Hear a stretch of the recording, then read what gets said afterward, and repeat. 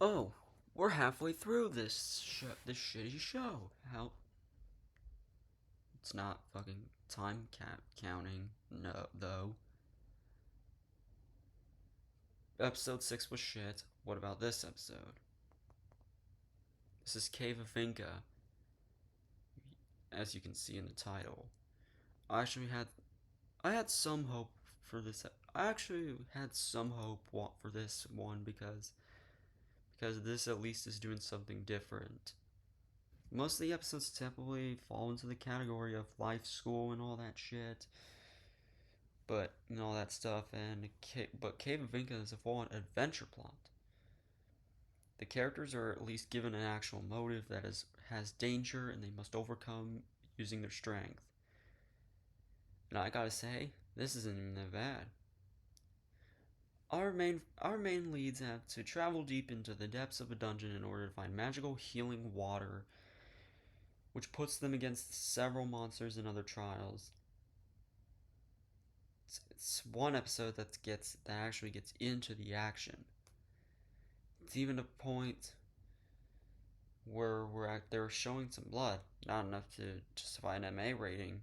No, if it was an MA rating, it would be the worst MA show ever. But still, Rosemary gets hit by the Rose during the first combat with parasects. Rosemary gets hit by the queen parasect and adds an element of the clock, which that's came out of nowhere. But okay, if they don't get to the healing water fast enough, Rosemary is actually injured. We're gonna we're gonna say that. The actually this episode actually understands stuff. The fountain that every fountain the girls come to is completely drained. It builds their determination as they get deeper and deeper into the caves of Vinca. It has the it has an element of mystery as you're probably wondering, hey, why the healing waters run so dry? This plot should have been an easy piece of cake to do on your paper. Sounds like it sounds like it is a really good episode. This is like this show is finally getting back on track after a dull 5 episodes and an abysmal sixth. That's all I'm gonna say. On paper, anyway. You see, this is Highgarden Spice. Now I'm probably supposed to hate this, so no, it doesn't work like that. And so let's start with the animation.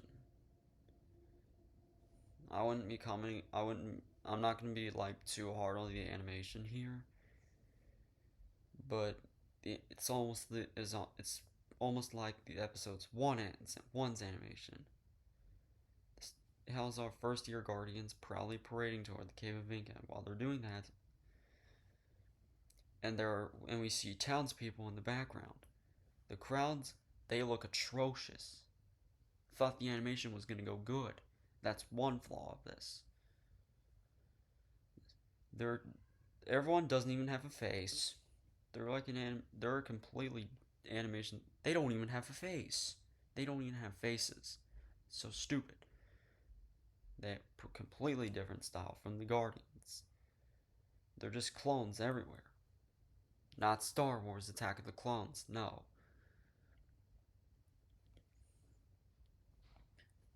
The adverts, their motion is also so like atrocious. Like they're like machines, like AI machines nowadays. And the guy, and because of two reasons. One, it's prominent. It's the first minute of the episode, and I bet the most actual viewer would notice something like this. It's front and center.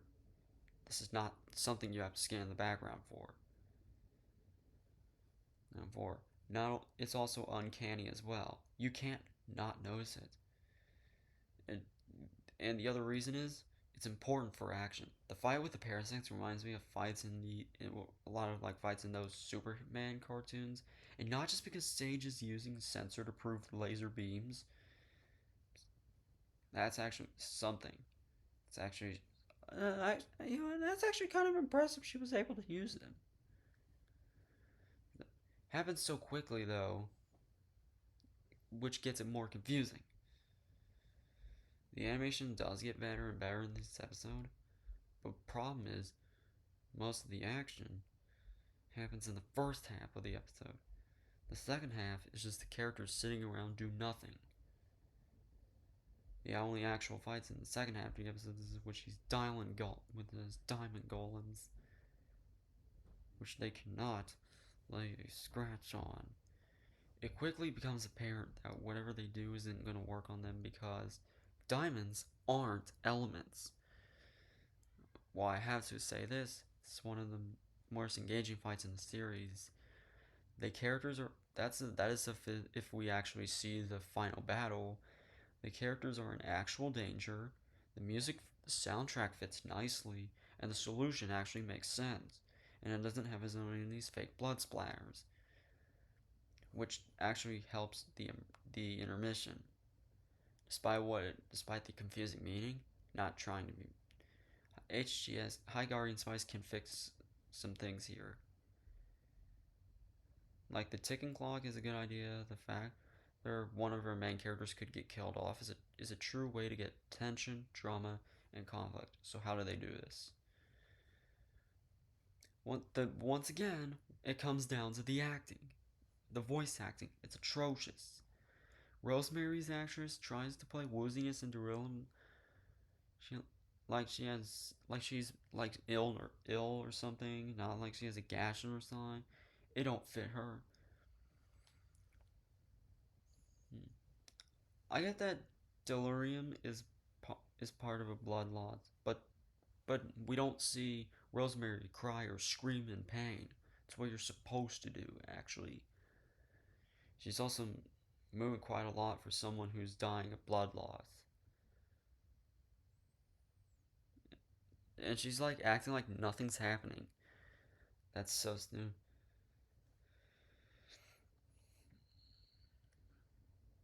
Um, Speaking of acting, there's a dragon moment. The girls get a dragon egg. They throw it into the human water. It quickly becomes an adult and takes them out of the dungeon. And the dragon disintegrates because there is no healing. What is this supposed to mean? The dragon freezes in the dungeon and then it dies again. Something suddenly becomes alive again and explodes into stars. Rosemary asks if that's how stars are made, and then Sage is like, "Oh yeah, for sure." She didn't even want. She probably doesn't even want to be with him. I wouldn't even have.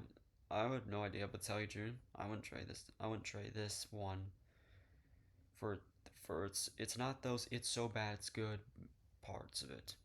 It's all stupid as hell. This show does a few moments like this, and I cannot, and nobody can get enough of these. And I gotta be honest, it makes the series almost actually worth sitting through. Unlike fucking something like Theodore Rex or something, which unfortunately I'm gonna be watching that today, after this video. Her only notable appearance for the now we give a highlight to Zinnia, who is a background character. Her only appearance before this was her nearly dying to the plant in the fifth episode. She was supposed to be like a gimmick.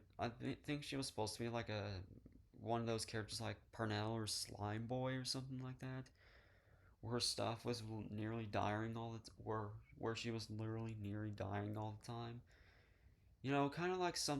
Kind of like other characters I don't feel like mentioning, but I kind of would have liked to see more of that. I think it's more like a shtick that works, and also she's actually my no, but I don't consider her my favorite. But I don't consider her my favorite character in the whole show because let me say probably like Snapdragon or something like that exists.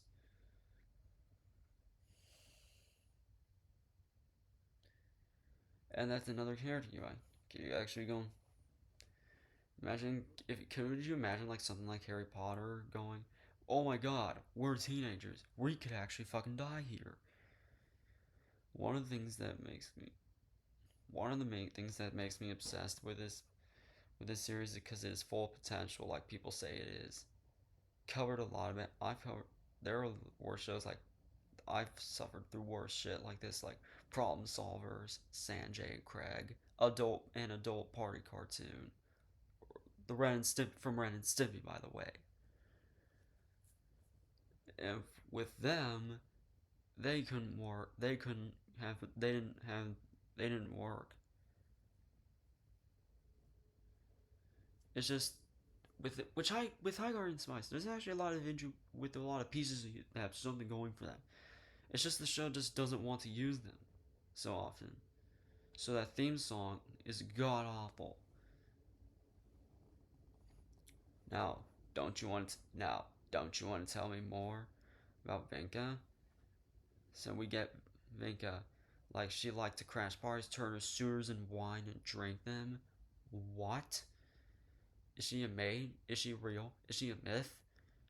What even is she? There's gotta be some stories buried there. There's gotta be some story. Hello. I mean, we get this with. I'm saying this with not in a sarcastic manner. And it's unfortunate we don't hear anything else about Vinca. And yet, that's pretty much the lore of the entire show. We don't even learn why the cave is named after Vinca. And I get not everyone's into the lore, but still, it's not like the Finds a Phrase lore, which that's more confusing than this. So the premise of this episode is that each of the guardians need to get water, and if they don't, they get expelled immediately. That's fucking stupid. Fucking Miss Battleaxe from Horde Henry would be a better teacher than these people here. However, the problem is that all the wells are dry and the girls had to venture to Bedrock to get anything. So did every other student get expelled, or did the teacher said something was not going right and just canceled the assignment? What is going on with these people? These stupid teachers. Fucking I don't even know. God, so stupid. God, so stupid. Imagine like expelling your own class just for not getting getting a water that isn't even fucking visible. The point of the assignment, don't they think they have to turn it into the teacher? Why, how are they supposed to carry it? A fucking jar? A pitcher? Sure? A pail? What is that? God, you are dumb. God, they're so dumb. Could the healing waters...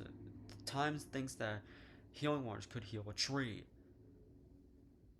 Which the answer is yes. They are able to heal anything.